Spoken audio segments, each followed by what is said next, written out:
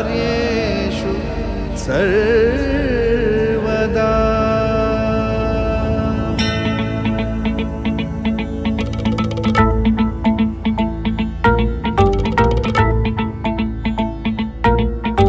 विनायकैक भावना समर्चना समर्पितं प्रमोदकै प्रमोदकै प्रमोदमोदमोदकं यदर्पितं सदर्पितं नवान्नधान्य निर्मितं न खण्डितं न खण्डितं न खण्डमण्डनं कृतम्।